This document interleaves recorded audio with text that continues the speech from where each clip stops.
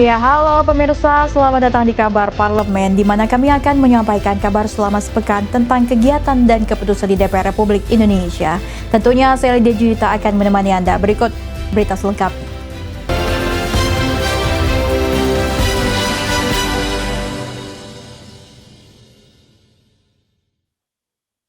Ya, kita ke informasi pertama nih, pemirsa. Wakil Ketua DPR RI Sufmi Dasko Ahmad berjanji rancangan Undang-Undang Perlindungan Pekerja Rumah Tangga atau RUU PPRT akan dimulai dibahas usai peringatan Hari Buruh yakni 1 Mei 2025. Tentunya janji tersebut disampaikan Dasko usai menggelar pertemuan dengan perwakilan Federasi Serikat Buruh di Kompleks Parlemen MPR DPR RI Senayan, Jakarta. Menurut Ketua DPR RI Sufmi Dasko Ahmad, setelah hampir 20 tahun berlalu, DPR akhirnya memutuskan akan membahas kembali RUU PPRT. Setelah berdiskusi panjang dengan para pimpinan DPR, Ketua DPR Puan Maharani. Maka dari itu Dasko menyebutkan RUU PPRT akan menjadi hadiah untuk kaum pekerja. Sufmi Dasko Ahmad yang juga Ketua Harian Gerindra itu menyebut pertemuan DPR dengan Serikat Pekerja pada kesempatan itu menyepakati kerjasama antara keduanya. Menurutnya, kerjasama itu penting untuk menjaga stabilitas ekonomi di tengah situasi ekonomi global yang tidak menentu. Republik Indonesia kepada kaum pekerja. Setelah berdiskusi panjang dengan para pimpinan DPR, Ketua DPR Mbak Puan Maharani. Setelah May Day, DPR akan memulai pembahasan Undang-Undang PPRT. Amin, amin ya Allah, amin. 20 tahun loh. Hadiah dari DPR untuk kaum pekerja. Amin, ya Allah, amin. Presiden Konfederasi Serikat Pekerja Indonesia Said Iqbal menyambut baik rencana DPR untuk membahas RUU PPRT. Menurutnya rencana itu menjadi angin segar setelah penantian selama 20 tahun. Dia juga menyebutkan May Day kali ini akan membawa 6 isu utama, mulai dari penghapusan sistem outsourcing, tuntut upah layak, pembentukan Satgas PHK, pengesahan RUU PPRT, pengesahan RUU perampasan aset, dan ratifikasi Konvensi ILO nomor 188 tentang perlindungan buruh perikanan. Lapangan Monas. Ada 6 isu yang diangkat plus 1. Yang pertama adalah hapus outsourcing, yang kedua adalah upah layak, yang ketiga adalah Satgas PHK, yang keempat sahkan RUU Undang-Undang Ketenagakerjaan, yang kelima adalah sahkan RUU PPRT, dan yang keenam adalah sahkan RUU perampasan aset dalam memberantas korupsi. Dan satu lagi adalah ratifikasi Konvensi ILO nomor 188 tentang perlindungan buruh perikanan. Pak Prabowo akan menyampaikan pandangan-pandangannya, dan kami para buruh Indonesia, saya boleh mungkin klaim ya, tapi belum tentu benar, tapi saya klaim lebih 95% buruh dengan perayaan May Day besok mendukung kebijakan Pak Prabowo. Dari Jakarta, Sanas Kairus Angkada Agung, Berita Nasional TV. Selain itu, pemirsa, Menteri Sekretaris Negara Prasetyo Hadi menyatakan sebagian dari total 6 tuntutan yang diajukan buruh pada peringatan Hari Buruh Internasional atau May Day sedang dikerjakan oleh pemerintah. Para buruh mengusung 6 tuntutan dari peringatan Hari Buruh tahun ini, yakni meminta pemerintah untuk menghapus sistem kerja outsourcing, membentuk Satgas PHK. Kemudian mewujudkan upah layak melindungi pekerja rumah tangga melalui pengesahan RUU PPRT, serta memberantas korupsi dengan penggeledahan RUU perampasan aset. Dari 6 tuntutan tersebut, Prasetyo menjelaskan bahwa pemerintah terus menggodok substansi dalam payung hukum. Berkenan dengan mitigasi PHK melalui pembentukan Satgas Perluasan Kesempatan Kerja dan Mitigasi PHK. Prasetyo juga memaparkan lebih lanjut bahwa pemerintah ingin Satgas Mitigasi PHK tidak hanya menangani kasus hilir, tetapi secara menyeluruh baik dari sektor industri, usaha, hingga para pekerja. Adapun Satgas Perluasan Kesempatan Kerja dan Mitigasi PHK merupakan satu dari 3 Satgas baru yang disetujui Presiden Prabowo Subianto. Untuk dibentuk setelah pemerintah Indonesia melakukan negosiasi kebijakan tarif resiprokal bersama para pejabat tinggi Amerika Serikat.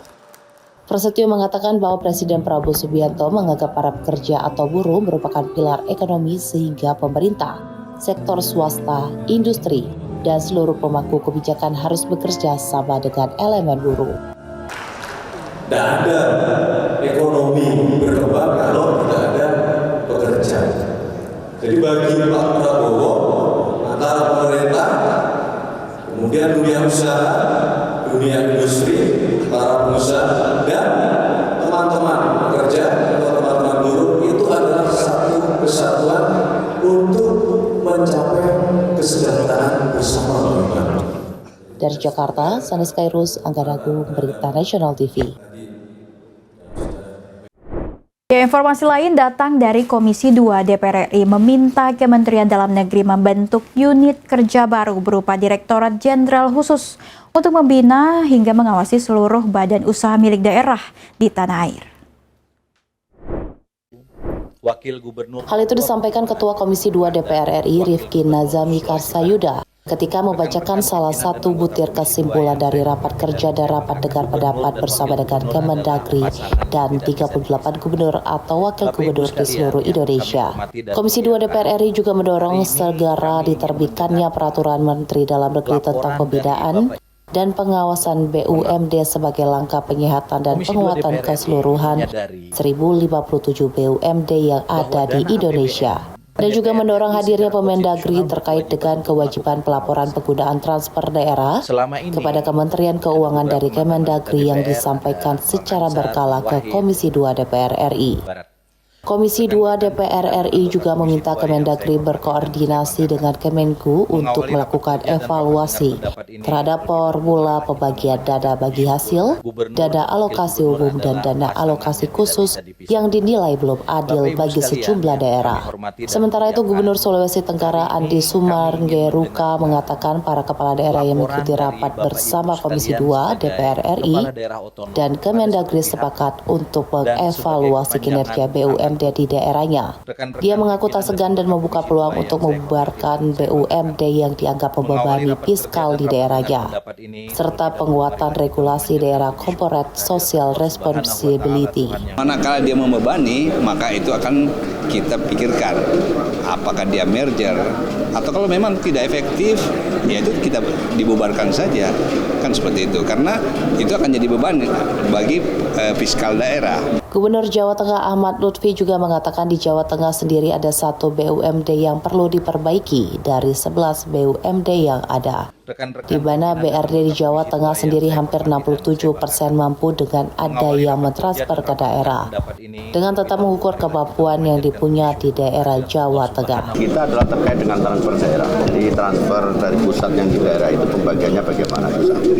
Yang kedua kan kita harus mengukur ya kekuatan yang kita punyai, artinya PAD kita itu mampu enggak dengan adanya transfer daerah mengimbangi, dan Jawa Tengah hampir 67% kita mampu dari jumlah PAD yang kita lakukan. Artinya PAD kita mampu dengan adanya transfer daerah misalnya di Jawa Tengah bila kita lakukan untuk kuartal tahun 2025-2026. Dari Jakarta, Sanes Kairus, Anggara Agung, Berita Nasional TV.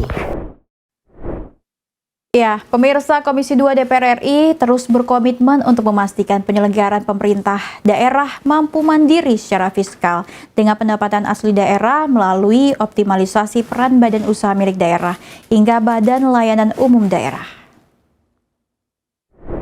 Buka aja ya. Ketua Komisi 2 DPR RI Rifki Nazami Karsayuda usai rapat kerja dan rapat dengar pendapat dengan belasan gubernur serta wakil menteri dalam negeri Ripka Haluk di Kompleks Parlemen Senayan, Jakarta, menyampaikan Komisi 2 DPR RI berkomitmen untuk memastikan penyelenggaraan pemerintahan daerah mampu mandiri secara fiskal dengan pendapatan hasil daerah melalui optimalisasi peran badan usaha milik daerah hingga badan layanan umum daerah. Adapun hal teknis yang menjadi hambatan bagi pelaksanaan otonomi selama ini, Ketua Komisi 2 DPR RI menyebutkan akan melakukan secepat mungkin bersama Kementerian Dalam Negeri dan mitra kerja yang lain. Yang kedua, Komisi 2 DPR RI berkomitmen untuk memastikan penyelenggaraan pemerintahan daerah pada akhirnya bisa memberdayakan daerah itu sendiri dengan cara peningkatan pendapatan asli daerah, termasuk di dalamnya optimalisasi peran BUMD dan BLUD. Adapun hal-hal teknis yang menjadi hambatan bagi pelaksanaan otonomi selama ini, kami akan lakukan secepat mungkin bersama Kementerian Dalam Negeri dan mitra kerja yang lain. Sementara itu, Wakil Menteri Dalam Negeri Ripka Haluk menyebut rapat yang dimulai Senin hingga Rabu 30 April 2025 memberikan gambaran utuh tentang semangat desentralisasi fiskal melalui otonomi daerah guna memberdayakan masyarakat di daerah tersebut. Ihwal kemandirian fiskal oleh pemerintah daerah menjadi salah satu butir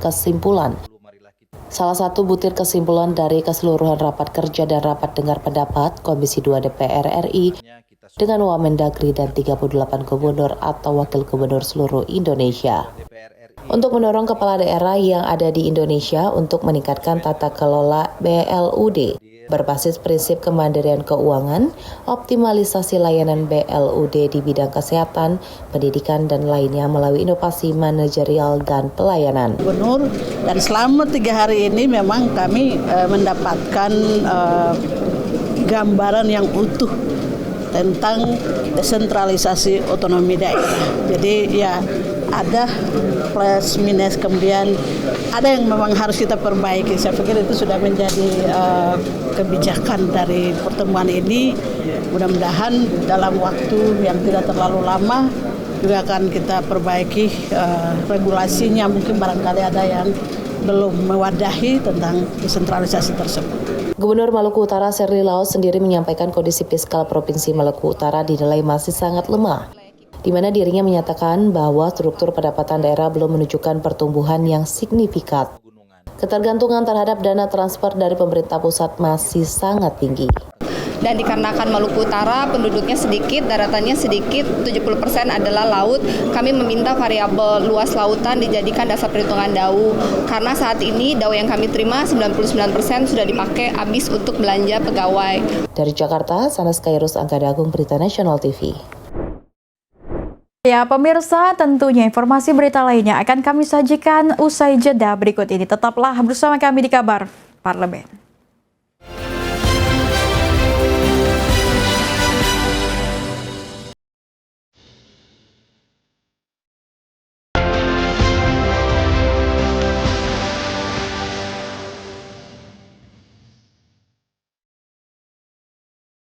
Ya, Anda masih bersama kami, pemirsa. Wakil Ketua Komisi 10 DPR lalu Hadrian Irfani merespon soal kebijakan baru untuk mengatasi masalah kenakalan remaja dengan mengikuti pendidikan karakter berbasis barak militer. Menurutnya kebijakan tersebut bagus, namun harus tentunya dibicarakan terlebih dahulu nih, pemirsa, dengan pihak orang tua dan juga stakeholder terkait. Gubernur Jawa Barat Deddy Mulyadi mengumumkan kebijakan baru untuk mengatasi masalah kenakalan remaja dengan mengikuti pendidikan karakter berbasis barak militer. Kebijakan tersebut diambil agar dapat menyelamatkan generasi muda seperti anak-anak yang terlibat tindakan kriminal, penganiayaan, dan pembunuhan. Merespon hal ini, Wakil Ketua Komisi 10 DPR lalu Hadrian Irfani menilai bahwa kebijakan itu bagus, namun harus dibicarakan terlebih dahulu dengan pihak orang tua dan stakeholder terkait. Lalu mengatakan jika nantinya telah disetujui oleh dari seluruh pihak terkait, maka kebijakan itu bisa menjadi contoh yang baik untuk daerah-daerah lain. Tanda tanya publik karena harus dijelaskan ke publik. Nah, ini harus dijelaskan ke publik. Niatannya bagus dan saya mengingatkan juga untuk berkoordinasi dengan Kementerian Pendidikan Dasar dan Menengah. Karena walaupun SMA merupakan binaan dari pemerintah provinsi, tapi kita jangan lupa BOS itu dianggarkan dari APBN, dipertanggungjawabkan oleh Kementerian Pendidikan Dasar dan Menengah, sehingga komunikasi dan koordinasi menjadi hal yang penting. Dari Jakarta, Mahendra Dewanata, Adi Chandra, Berita Nasional TV. Berita Parlemen datang dari Ketua Komisi 2 DPR RI, pemirsa. Rifki Nizami Karsayuda mengatakan siap merevisi Undang-Undang Nomor 17 Tahun 2013 tentang Organisasi Kemasyarakatan atau Ormas jika diusulkan oleh pemerintah. Tentunya usulan revisi undang-undang tersebut muncul disebabkan oleh adanya tindakan ormas yang meresahkan masyarakat. Rifki menilai ormas yang meresahkan bukanlah organisasinya, melainkan individu yang mengatasnamakan ormas dan melakukan tindakan premanisme di tengah masyarakat. Oleh karena itu, ia menilai tindakan yang tepat ialah melalui penegakan hukum yang tegas. Rifki juga mengatakan jika perilaku premanisme dilakukan oleh ormas secara institusi perlu ditindak melalui revisi Undang-Undang Ormas. Lebih lanjut, ia menyampaikan jika tujuannya adalah membubarkan ormas yang bermasalah, revisi terhadap Undang-Undang Ormas belum terlalu mendesak dilakukan. Rifki meminta pemerintah bisa menetapkan peraturan untuk menindak ormas yang bermasalah. Menurut pandangan saya pribadi ini ya, bukan sebagai Ketua Komisi 2 DPR RI, kalau yang meresahkan itu adalah perilaku orang per orang yang kerap mengatasnamakan ormas. Misalnya melakukan pemerasan, premanisme, kemudian hal-hal lain yang kemudian tidak pada tempatnya. Kata kuncinya dua. Satu, tegakkan hukum setegak-tegaknya. Itu kan Tim Liputan, Berita Nasional TV. Ya, kita beralih ke informasi lain. Anggota Komisi 2 DPR RI Ahmad Doli Kurnia mengatakan bahwa tidak pernah ada pemberian status daerah istimewa bagi suatu wilayah di Indonesia yang levelnya di bawah tingkat provinsi. Doli merespons kota Surakarta atau Solo yang diusulkan menjadi salah satu daerah istimewa di Indonesia. Doli menjelaskan hanya ada beberapa daerah di Indonesia yang menyandang status kekhususan hingga keistimewaan. Misalnya daerah khusus ibu kota Jakarta yang kini telah berubah menjadi daerah khusus Jakarta. Lalu daerah istimewa Yogyakarta yang menyandang status sebagai daerah istimewa karena faktor sejarah. Doli menegaskan bahwa tidak ada daerah yang menyandang status istimewa di tingkat kabupaten atau kota di Indonesia. Lebih lanjut, Doli meminta kepada pemerintah untuk berhati-hati dalam mempertimbangkan dengan seksama apabila hendak memberikan status daerah istimewa bagi Kota Solo. Kota dan provinsi, karena dalam Undang-Undang Dasar 45 kita kan satu undang-undang adalah satu provinsi harus diatur dalam satu undang-undang, kabupaten satu undang-undang, kota satu undang-undang. Nah selama ini itu banyak daerah, provinsi, kabupaten, kota gabung-gabungan. Dan kemudian dasar hukumnya, alas hukumnya adalah masih Undang-Undang RIS. Nah kemarin kami rapihkan.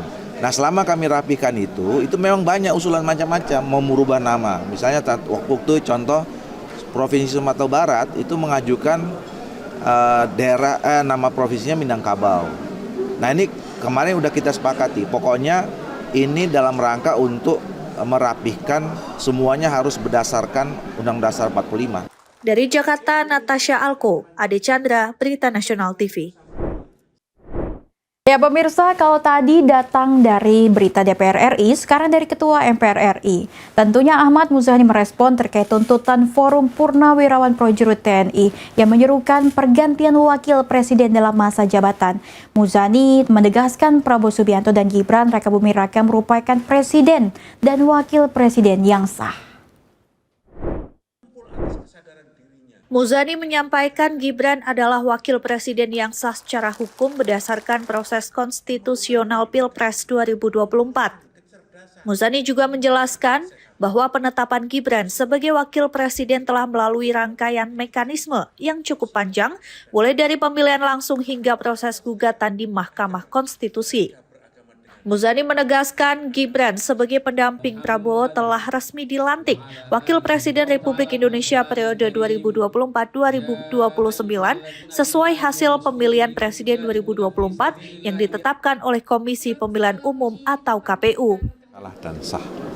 Maka pada tanggal 20 Oktober 2024 atas keputusan tersebut Majelis Permusyawaratan Rakyat mengadakan prosesi pelantikan yang dihadiri oleh seluruh anggota MPR mayoritas dan puluhan kepala negara, kepala pemerintahan.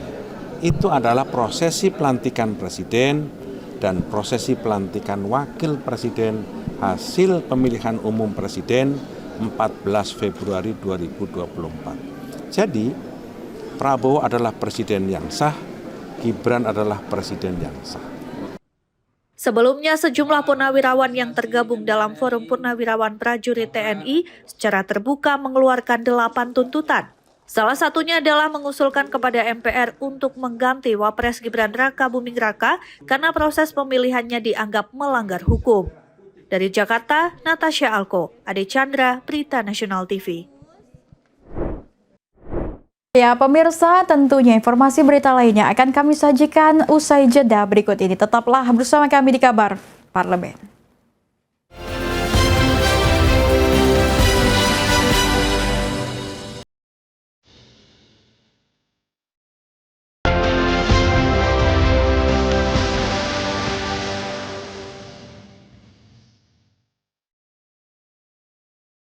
Ya, tentunya Anda masih bersama kami, pemirsa. Anggota Komisi C DPRD Jakarta, Brando Susanto, meninggal dunia saat acara silaturahmi DPD PDIP Jakarta di Velodrome Rawamangun. Brando terjatuh di atas panggung saat menyampaikan laporan sebagai ketua panitia.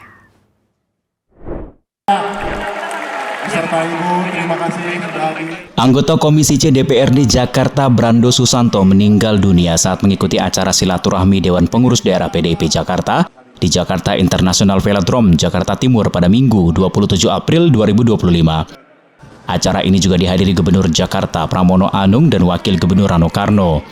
Brando yang menjabat sebagai ketua panitia terjatuh saat menyampaikan laporan di atas panggung. Petugas keamanan dan kesehatan langsung bertindak, namun insiden ini membuat ribuan kader yang hadir terdiam dan syok. Penyebab pasti kejadian ini masih belum diketahui.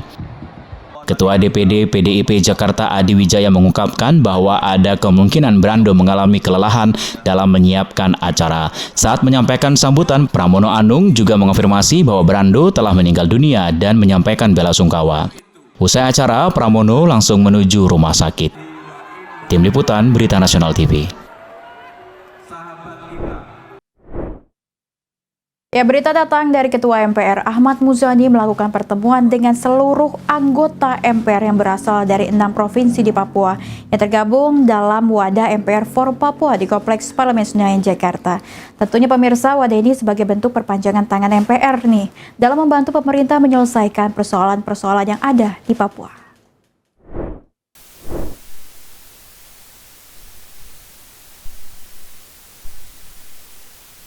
Ketua MPR Ahmad Muzani melakukan pertemuan dengan seluruh anggota MPR yang berasal dari 6 provinsi di Papua yang tergabung di dalam wadah for Papua MPR di Kompleks Parlemen Senayan, Jakarta.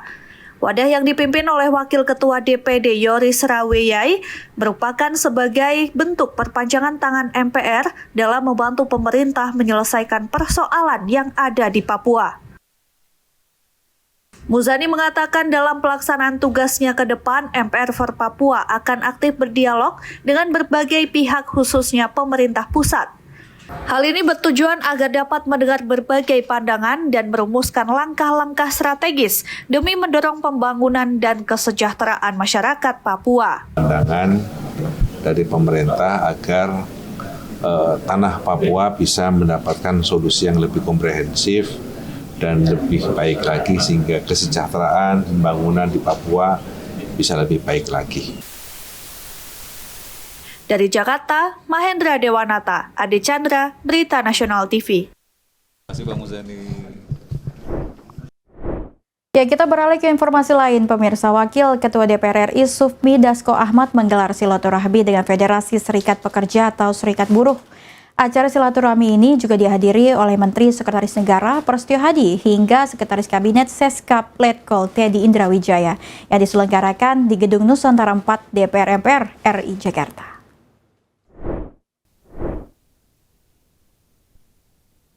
Perayaan Hari Buruh Internasional atau May Day yang akan dilaksanakan di Monas, Jakarta Pusat pada 1 Mei 2025 akan dihadiri oleh Presiden Republik Indonesia Prabowo Subianto merupakan pergerakan penting dalam perjuangan kaum buruh. Dalam sambutannya di acara silaturahmi ini, Wakil Ketua DPR RI Sufmi Dasko Ahmad juga menyebut DPR dalam posisi menjembatani antara serikat buruh dengan pemerintah. Dasko juga menyebut Presiden Prabowo Subianto adalah sosok yang mendengar aspirasi masyarakat. Acara ini juga dihadiri oleh Presiden Konfederasi Serikat Pekerja Indonesia Said Iqbal, Ketua Umum Konfederasi Serikat Pekerja Seluruh Indonesia Jumhur Hidayat, dan Presiden Konfederasi Serikat Buruh Seluruh Indonesia Eli Rosita Silaban. Dari Jakarta, Syahnas Herus, Anggada Agung, Berita Nasional TV. Ya pemirsa, demikian kabar parlemen tentunya telah menemani Anda. Terus saksikan tayangan-tayangan menarik di Berita Nasional TV. Saya Lydia Junita beserta kuria bertugas pamit undur diri. Selamat pagi dan happy weekend.